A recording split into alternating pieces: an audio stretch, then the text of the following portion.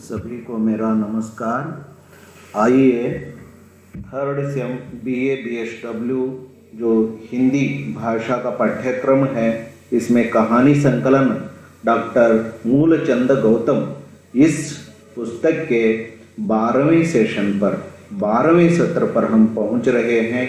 अब गुल की बन्नो जो कहानी है उसका अगला भाग हम देखेंगे, जो धर्मवीर भारती द्वारा लिखित गुल की बन्नो कहानी एक समाज में दीन दुखी स्त्री पर आधारित गुलकी नामक स्त्री पर आधारित है।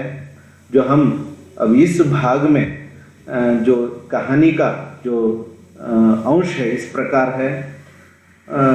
ड्राइवर ने गुलकी के पति के ऊपर गुस्सा करते हुए कहा कि साला यहाँ आवे तो हंटर से खबर लूँ मैं। तो ये ड्राइवर जो निर्मल का पिता था, जो गुलकी के पति के ऊपर गुस्सा जताते हुए वह कहता है, क्योंकि वह पत्नी को छोड़ दिया था अथवा उसे घर से भगा दिया था, दूसरी शादी हुआ था। तो ये ड्राइवर को गुलकी आकर अपने मायके में रहने के कारण उसे भी तकलीफ हो रही थी, क्योंकि वह 100 रुपये गुलकी के पिता को उधार देकर घर हथियाना चाहता था। आकर अब ये घर में रह रही है तो उसे भी तकलीफ हो रही थी। इसलिए जो वह गुलकी के जो पति हैं उसके ऊपर गुस्सा व्यक्त करते हुए कहता है, साला यहाँ आए तो मैं उसे चाबुक से मारूंगा। इस प्रकार घेगा बुआ गुलकी को अपने चबूतरे पर तरकारी लगाने के लिए जगह देती है। थोड़ा रहम खाकर घेगा बुआ जो गुलकी को अपने अहाते में जो थोड़ा सा तरकारी लगाने के लिए जगह देती है, वहीं वह तरकारी बेचते हुए अपना जीवन बिताते रहती है। तो इस प्रकार तरकारी बेचते समय जो गली मोहल्ले के बच्चे, ये तो थोड़ा अधपगली जैसे हो गई थी अथवा उसका दिमाग बराबर नहीं था, गली मोहल्ले के बच्चे हर दिन यहाँ खेलते थे। वह अब हकीम जी के चबूतरे पर जाकर खेलने लगे, उसे सताते थे, वह उसकी तरकारी छीनते थे। तो अब वह एक बार जो सत्ती डराने पर वह अब हकीम जी के चबूतरे पर जाकर खेलने लगे थे। गुलकी का आना उनको भी अच्छा नहीं लगा था, बच्चों को भी, क्योंकि वो आराम से वहाँ घेगा बुआ के बरामदे में गली मोहल्ले में खेलते थे। गुलकी आने पर उनको भी अच्छा नहीं लगा था। हर दिन गुलकी के साथ एक न एक झगड़ा वह करते रहते थे, एक न एक दिन झगड़ा होता ही रहता था। तो इस प्रकार झगड़ते समय साबुन वाली सत्ती आकर गुलकी बन्नों का साथ देती रहती है। बन्नों पर हमला करने वाले बच्चे बड़े सबको धमका कर जाती है। बड़े गुस्से वाली, बड़े जोर की स्त्री थी वह। तो इस प्रकार बच्चे सत्ती डराने पर थोड़े दिन डरे डरे रहते हैं, गुलकी को छेड़छाड़ नहीं से करते। अचानक उनको एक आइडिया सूझता है कि गुड़िया का खेल खेलकर उसकी मजाक उड़ाकर गुलकी को सताना। एक गुड़िया का खेल खेलते हुए उसमें टांट व्यंग देते हुए उसे सताने की बात उनको सूझती है। तो मटकी को लेमन जूस दिलाने की आस दिखाकर उसे बूढ़ी बनाते हैं, उसके हाथ में लकड़ी डंडा देकर एक बूढ़ी बनाते हैं। बच्चे खेल खेल में सवाल जवाब शुरू करते हैं, जैसे उसे गुलकी का कॉपी बना लेते हैं मटकी को। तो मटकी के जवाब देने से पहले बच्चे पहले सवाल पूछते हैं, तो जवाब देने से पहले ही उसे पीछे से लात मार देते हैं। ऐसी मजाक का खेल था। खेल खेल में मटकी गिर जाती है, औंधे मुंह गिर जाती है, उसके दांत और वोंट फूट जाते हैं, मटकी रोने लगती है। तो मटकी चिल्ला चिल्ला कर रोने लगी तो गुलकी ही मटकी को मारी समझकर गुलकी उसे समझाने लगती है, उसे पानी देती है, समझाती है। तो गली मोहल्ले के लोग, बच्चे मटकी ही उसे मारी कहकर उसके ऊपर इल्ज़ाम लगाकर, बड़े भी वही शक करके तो बच्चे और बड़े सब उसके ऊपर हमला कर देते हैं, गुल्की को घायल कर देते हैं। तो बच्चे उसके ऊपर मिट्टी भी लाकर जो उंडेल देते हैं। तो घीगा बुआ गुल्की को संभाल कर मुंह पोंछती है, थोड़ा सा उसे समाधान करती है। गुल्की भी रो रही थी, उसके ऊपर मिट्टी पानी डाल दिए थे तो रो रही थी। घीगा बुआ उसे समाधान करती है तो सुधर कर शांत होकर गुल्की फिर से दुकान सजा लेती है। बच्चों को अब वह बुरे समझने लगी, राक्षस समझने लगी। उनसे वह भी, गुल्की बच्चों से भी अब डरने लगे। तो इस प्रकार उसका जीवन चल रहा था गुल्की का। एक बार वर्षा होने लगी, तो एक बार उसके इलाके में खूब वर्षा होने लगी। तो 5 दिन तो वो थमी नहीं, सूरज तक नहीं दिखाई दिया। दुकान बंद और बच्चों के खेलना भी बंद हो जाता है। दुकान भी बंद हुआ, बारिश काल में, वर्षा काल में बच्चों का खेलना भी वहां बंद हुआ था। बच्चे हकीम जी के चबूतरे पर नकली तरकारी का दुकान लगाकर खेलने लगे।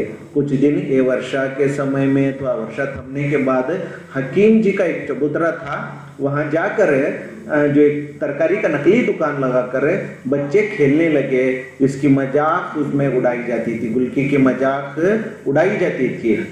5 दिन के बाद फिर दुकान लगा तो गुल्की का, साथ में मटकी मिरवा भी आए थे। उनको गाने लगाकर एक एक आना देती थी। गुल्की उनको पास, मिरवा और मटकी को अपने पास बैठा लेती थी गाने के लिए कहकर। वो गाते रहते थे, अटपटे गाने गाते रहते थे। गाने लगाकर उनको एक एक आना देती है। घेगा आकर गुल्की को डराती है। 5 महीने से मासिक 10 रुपए किराया न देने के कारण दुकान खाली कराती है, क्योंकि अब बच्चों को एक एक आना दे रही है। 5 महीने से मेरे चबूतरे का किराया नहीं दिया तुमने, 50 रुपए देना बाकी है, तुम यहाँ से जगह खाली करो, दुकान खाली करो। जो 5 महीने से तरकारी उसकी ठीक भी नहीं बिक पाई थी। बच्चे बड़े सब मुफ्त में, जानवर आदि मुफ्त में ही उसकी तरकारी खाली कर खा लिए थे।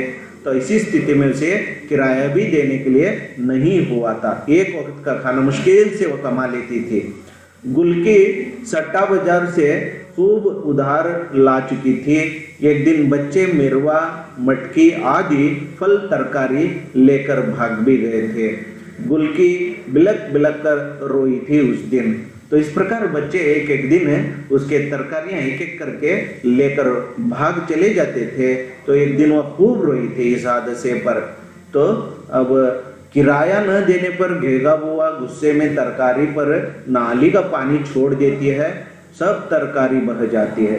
तो इस प्रकार एक दिन गुस्से में वह किराया न देने पर घेगा बुआ नाली का पानी तरकारी के ऊपर छोड़ देती है, तरकारी सब बह जाती है, रोड में बह जाती है। गुल्की गली के बच्चे बड़े सब को अब राक्षस समझने लगी, सबको बुरे समझने लगी। थोड़ा सा घेगा उसे चाहती थी तो थोड़ी जगह दी थी, अब वो भी उसका साथ देना छोड़ देती है। रोते हुए घेगा से कहती है, हमारे घर के धन्नी बसंतु जैसे प्राणियों को तुमने ही बेच डाला है, पश्चिम का दरवाजा तुमने ही जलवाया है, हमारा बाप नहीं है, सारा मोहल्ला मिलके हमें मार डालो, सभी मेरे घर को बर्बाद करने वाले तुम सब लोग मेरे घर के दरवाजे को जलाए, मेरे गाय जो जानवर थे बछड़े उनको जलवाए या बेच दिए, सब मिलकर मेरे बाप नहीं है, मेरे माँ नहीं है, मुझे सब मिलकर मार डालो। ड्राइवर चाचा चाची और तुम सब मिलकर हमारा मकान उजाड़े, अब पानी डालकर मेरा दुकान बहाई, कहकर रोते हुए कहती है, ले ले भगवान, हैं तो ले ले मुझे ऊपर ले ले, कहकर वह जान से भी बाज आती है, भगवान के पास वो मन्नत मांगने लगती है। जो गुलकी इस प्रकार दुखी रोते हुए जिंदगी बिता रही है। अब दुकान छोड़ सब खाली करके यहाँ वहाँ खाने और सोने लगती है गुलकी, तो उसे अब खाना पीना भी मुश्किल हो रहा था। एक वक्त की रोटी खा रही थी, वो भी उसे जो अब न मिली। कहानीकार का उद्देश्य, लेखक का उद्देश्य क्या है ये कहानी लिखने में? भारती जी का उद्देश्य मोहल्ले के, एक साधारण मोहल्ले के, गांव मोहल्ले के बुरे लोगों का परिचय देना ही यहाँ भारती जी का जो प्रमुख उद्देश्य है। और जो स्त्रियां होती हैं, विकलांग स्त्रियों की समस्या का परिचय देना धर्मवीर भारती का उद्देश्य है।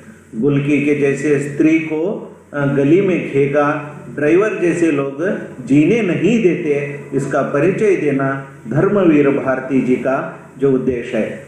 जो निम्न वर्ग के स्त्रियों की समस्या का चित्रण करना लेखक का प्रमुख उद्देश्य यहाँ दिखाई देता है। छात्रों को सीख अथवा जानकारी भी इसी तरह से जो अच्छी जानकारी मिलती है।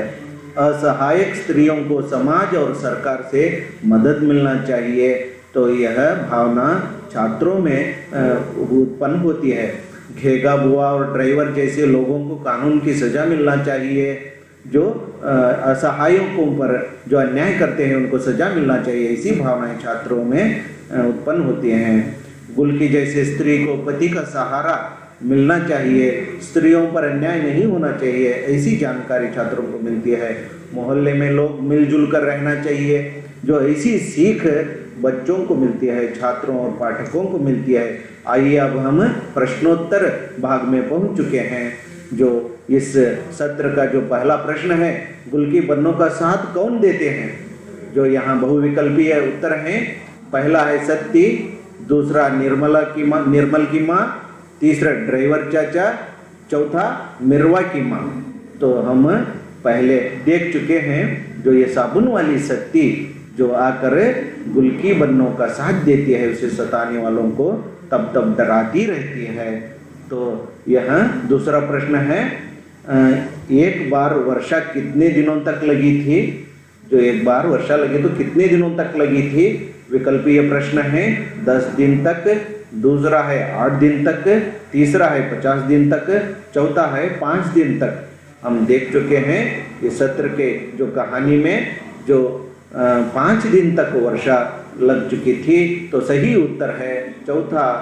5 दिन तक वर्षा रुकी ही नहीं थी, सूरज भी नहीं दिखाई दिया था। तो अब अधिक जानकारी के लिए जो संदर्भ ग्रंथ कहानी संकलन संपादक डॉक्टर मूलचंद गौतम, इसे पढ़कर गुलकी बन्नों कहानी पढ़कर अधिक जानकारी हासिल कर सकते हैं। धन्यवाद।